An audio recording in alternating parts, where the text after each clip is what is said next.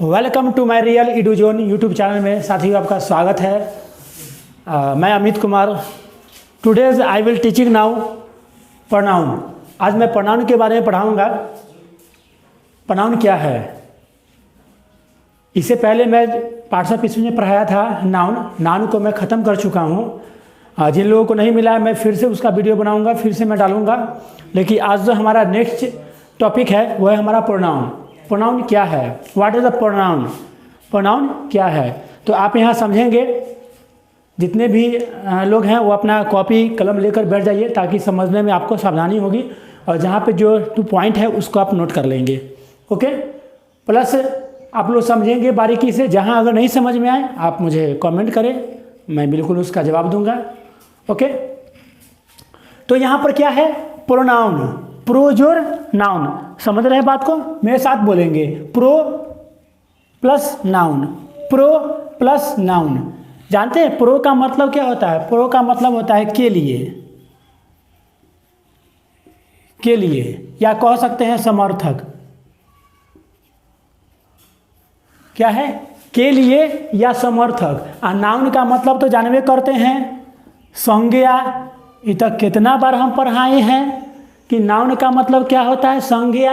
और प्रो मतलब के लिए, यानी संज्ञा के लिए, संज्ञा के लिए, संज्ञा के लिए। Pro is equal to pro for noun. Pro for noun, pro for noun, यानी प्रोनाउन किसके लिए है? संज्ञा के लिए है। या आप ये भी कह सकते हैं प्रो मतलब समर्थक। प्रो मतलब समर्थक, यानी संज्ञा को समर्थन देने वाला, साथ देने वाला, है ना, उसको कहते हैं प्रोनाउन। आप सीधी सी बात समझिए, बिल्कुल मैं ठेठी भाषा में बोल रहा हूँ कि प्रोनाउन का सीधा सी मतलब ये हुआ कि नाउन को सम्मान करना। नाउन को सम्मान करना, इसको बार बार ठेस ना लगे, इसके लिए प्रोनाउन को बताया गया है, प्रोनाउन को दर्शाया गया है। क्यों? क्योंकि मैं बताता हूँ कि जब किसी का आप बार बार रिपीट करते हैं किसी का भी नाम, तो क्या होता है? अपमानित होता है। जैसे मान लीजिए कि मैं अपने गुरुजी को प्रणाम करता हूँ, प्रणाम सर। एक बार किया, 2 बार बोलूँगा प्रणाम सर।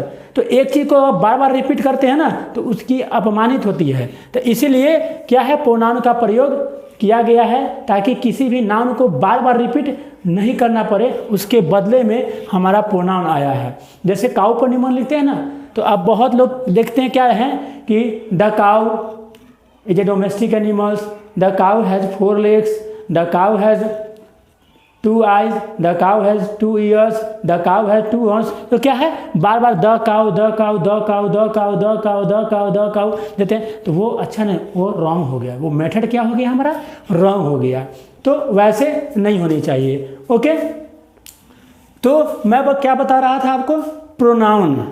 प्रोनाउन का डिफिनीशन। प्रोनाउन का डिफिनीशन क्या है? तो प्रोनाउन का हमारा 2 डिफिनीशन है। अब दोनों तरीका से आप लिख सकते हैं।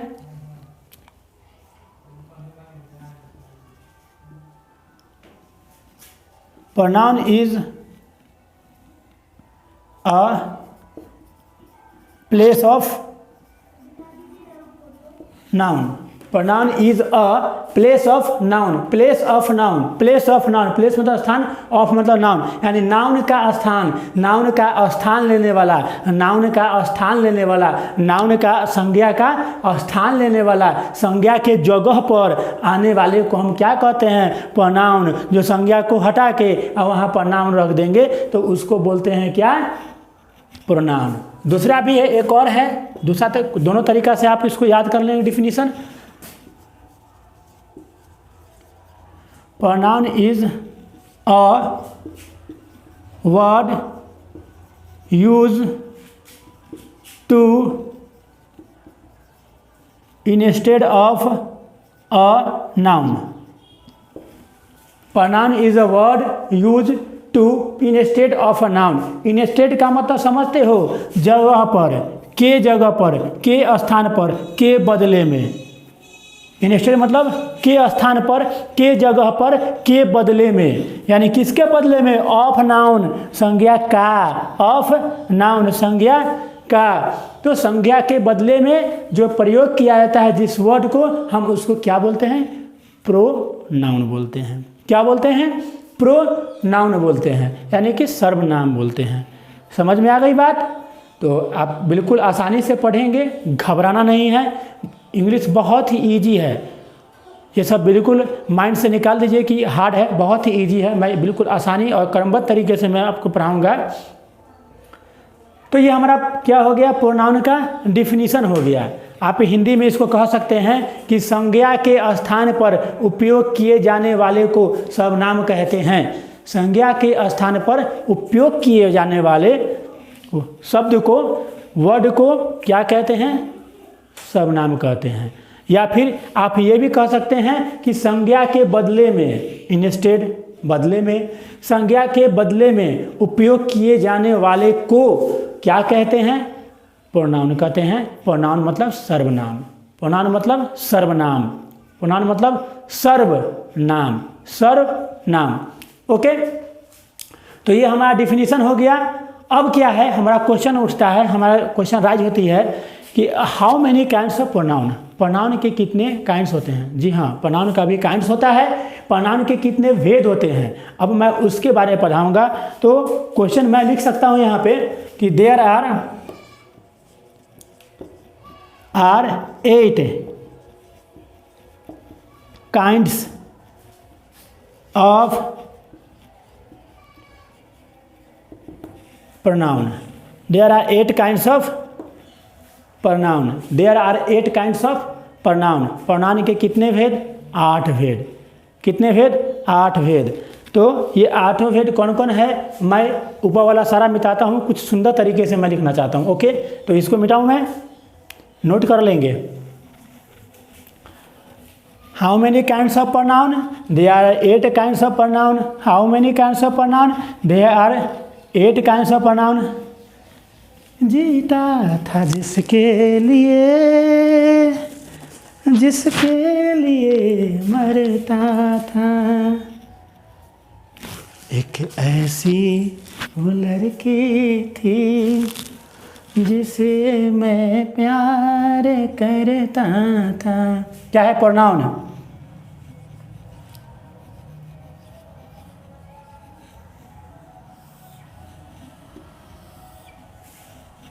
क्या है हमारा प्रोनाउन। और प्रोनाउन को मैंने क्या बोला, 8 भेद, 8 काइंड्स। तो हम बना लेते हैं 1 2 3 4 5 6 7 8। दिख रहा है आपको, 1 2 3 4 डायग्राम बना लिए। अब क्या है, पहला क्या है, पर्सनल प्रोनाउन। तो हम यहाँ लिखते हैं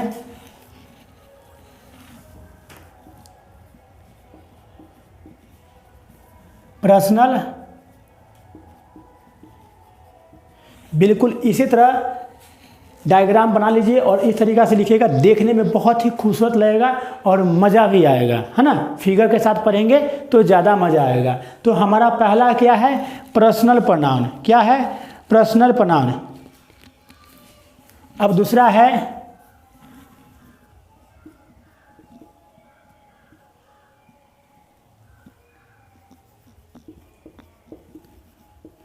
इंडेफिनिट प्रोनाउन।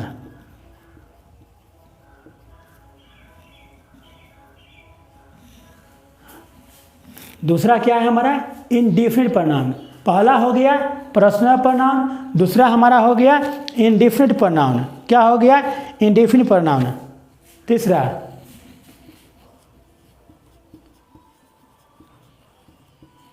Possessive pronoun. क्या है, पोसेसिव प्रोनाउन। क्या है, पोसेसिव प्रोनाउन। लिख सकते हैं।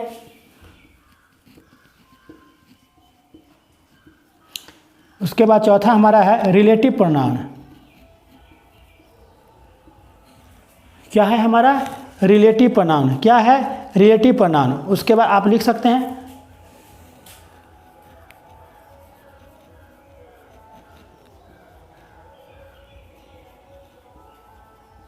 Reflexive pronoun.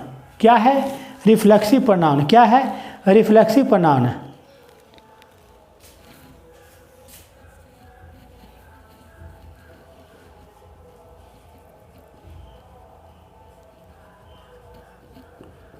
उसके उसके बाद है डेमोन्स्ट्रेटिव प्रोनाउन। क्या है? Demonstrative, demonstrative, demonstrative, demonstrative pronoun. क्या है? Demonstrative pronoun. उसके बाद है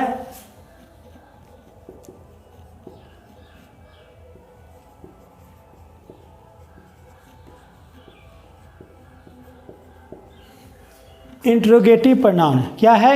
इंट्रोगेटिव प्रोनाउन। क्या है? Interrogative pronoun.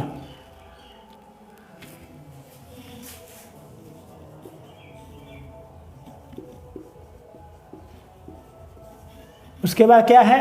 Reciprocal pronoun. क्या है? Reciprocal pronoun, reciprocal pronoun. अब देख लिए हमारा 8 हो गया। 1 2 3 4 5 6 7 8 हो गया 8। क्या है? पहला पर्सनल प्रोनाउन, मेरे साथ बोलेंगे। Personal pronoun, personal pronoun, indefinite pronoun, indefinite pronoun, possessive pronoun, possessive pronoun, relative pronoun, relative pronoun, reflexive pronoun, reflexive pronoun, demonstrative pronoun, demonstrative pronoun, interrogative pronoun, interrogative pronoun, reciprocal pronoun, reciprocal pronoun, reciprocal pronoun. तो ये हमारा रहा pronoun का 8 भेद। आप इसको अच्छी तरह से कॉपी में उतार लीजिए। इससे भी ना हो सके तो मैं थोड़ा देर के लिए साइड हो जाता हूँ, आप इसका स्क्रीनशॉट ले लीजिए। ओके, हमारा ये रहा प्रोनाउन। प्रोनाउन के 8 भेद होते हैं। Personal pronoun, indefinite pronoun, possessive pronoun, relative pronoun, reflexive pronoun, demonstrative pronoun, interrogative pronoun. Okay, तो ये हमारा हो गया interrogative pronoun, reciprocal pronoun, personal pronoun, indefinite pronoun, possessive pronoun, relative pronoun, reflexive pronoun, demonstrative pronoun, interrogative pronoun, reciprocal pronoun. Okay, अब मैं इसको मिटाता हूँ। ठीक है, अब मैं इसको मिटाता हूँ। अब हमारा फर्स्ट क्या है? Hello, personal pronoun. मिटा देता हूँ, फिर से लिख दूंगा। हमारा फर्स्ट क्या है?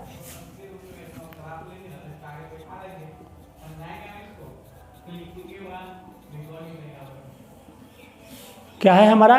Personal pronoun. पर्सनल प्रोनाउन का मतलब जानते हो? बिल्कुल ही आसान है। पर्सनल प्रोनाउन का मतलब होता है व्यक्तिवाचक सर्वनाम। पर्सनल, व्यक्तिगत, यानी जो व्यक्ति के लिए उपयोग किया जाता है, व्यक्ति के जगह पर उपयोग किया जाता है, उसको हम बोलते हैं पर्सनल प्रोनाउन। क्या? पर्सनल प्रोनाउन, व्यक्तिवाचक संज्ञा। मैं लिख देता हूँ, व्यक्तिवाचक संज्ञा। क्या है? व्यक्तिवाचक संज्ञा, व्यक्तिवाचक संज्ञा, पर्सनल प्रोनाउन। क्या है? पर्सनल प्रोनाउन, व्यक्तिवाचक संज्ञा। अब एक बात जानते हो, व्यक्तिवाचक संज्ञा किसे कहते हैं? जो खास व्यक्ति एवं वस्तु के लिए, स्थान के लिए प्रयोग किया जाता है, हम उसको बोलते हैं क्या? व्यक्तिवाचक सर्वनाम। आप इसका डिफिनीशन लिख सकते हैं कि जो व्यक्ति के लिए वर्णन करता है, व्यक्ति के बारे में डिस्क्राइब करता है, सब्जेक्ट के बारे में डिस्क्राइब करता है, हम उसको बोलते हैं पर्सनल प्रोनाउन। वैसे आप लिख सकते हैं पर्सनल प्रोनाउन, दिख रहा है ना?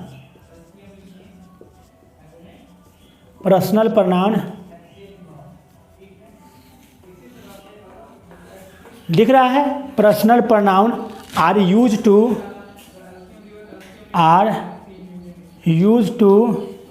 Personal pronoun are use to describe personal pronoun are, मैं बार बार रिपीट इसलिए कर रहा हूँ ताकि आपको अगर नहीं दिख रहा होगा तो आप हमारी बात को सुनकर आप लिख लेंगे। Personal pronoun are use to describe the speaker,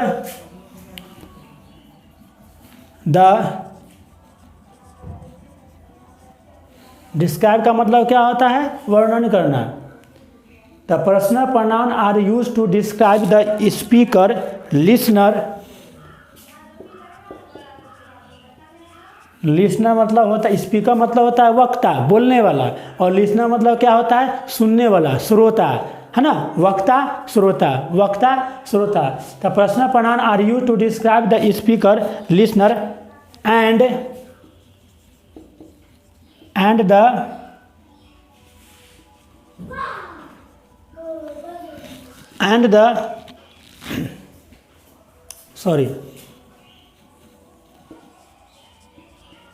person और things. Personal pronoun are use to describe the speaker, listener and the person और थिंग्स। मैंने क्या बताया? व्यक्ति और वस्तुओं के लिए जो डिस्क्राइब करता है, जो वर्णन करता है, जो श्रोता होता है, जो वक्ता होता है, उसका डिस्क्राइब करता है, वर्णन करता है, हम उसको क्या कहते हैं?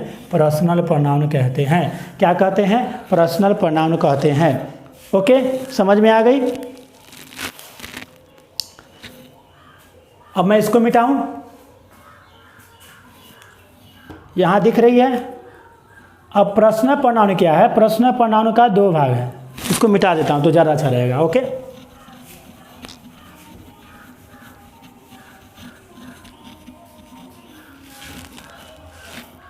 पर्सनल प्रोनाउन क्या है? इसके दो भाग है।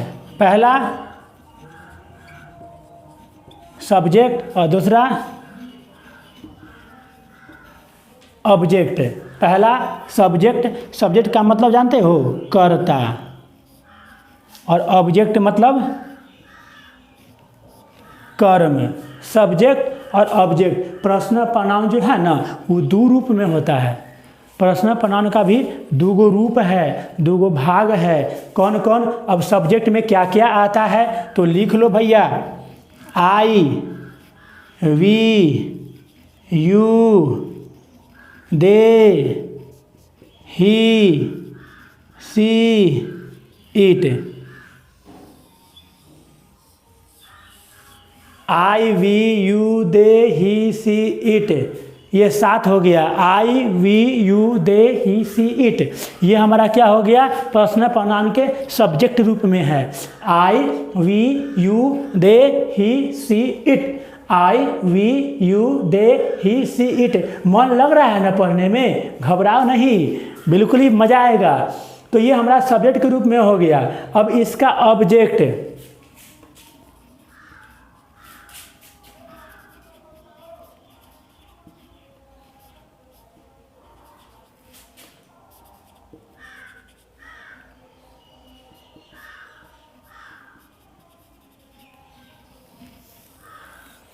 ये हमारा हो गया ऑब्जेक्ट के रूप में। मी, अस, यू, इट, हिम और दे। देख रहे हो ना? ये हमारा हो गया सब्जेक्ट के रूप में, ऑब्जेक्ट के रूप में, सॉरी। ये हमारा हो गया सब्जेक्ट के रूप में। आई के जगह पर हम ऑब्जेक्ट के रूप में क्या लिखेंगे? मी लिखेंगे। वी के जगह पर हम क्या लिखेंगे? अस लिखेंगे। यू का ऑब्जेक्ट रूप क्या होगा? यू होगा। दे का ऑब्जेक्ट रूप दे ही होगा। ही का ऑब्जेक्ट रूप हिम होगा। और सी का हर होगा। और इट का इट होगा। ये हमारा हो गया सब्जेक्ट रूप और ये हो गया हमारा ऑब्जेक्ट रूप।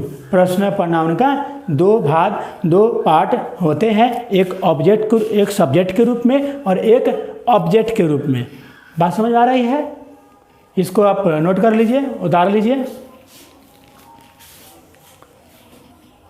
मिटा दो इसको, ताकि अब एक दो एग्जाम्पल दे करके मैं इस क्लास को ख़त्म करूँगा, क्योंकि ज़्यादा लंबा हो जाएगा तो बोर हो जाएंगे। इसको मिटाएं, मिटा देते हैं, ठीक है।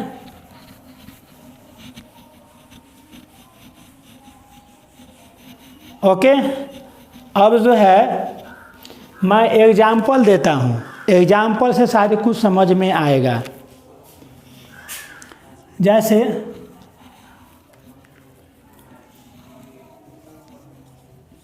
Ram is a good boy. Ram is a good boy. अब क्या है देखेंगे, यहाँ राम क्या है, सब्जेक्ट है। तो राम तो सब्जेक्ट है, लेकिन कौन रूप में है, यह नाउन के रूप में। अब अगर कह दिया जाएगा कि इसको प्रोनाउन के रूप में, सब्जेक्ट को प्रोनाउन के रूप में बदल करके और इस सेंटेंस को पूरा करें, प्रोनाउन के रूप में बदल करके इस सेंटेंस को पूरा करें। तो राम क्या है, लड़का का नाम है। राम क्या है, लड़का का नाम है। और लड़का के लिए आपको मालूम है ही का प्रयोग किया जाता है प्रोनाउन पर। लड़का के लिए प्रोनाउन क्या होगा, ही लड़का के लिए होता है, पुरुष के लिए होता है, और सी स्त्री के लिए होता है। ही पुरुष के लिए और सी स्त्री के लिए। तो अब राम है तो राम के हटा पर और यहाँ क्या लिखेंगे, he is a good boy.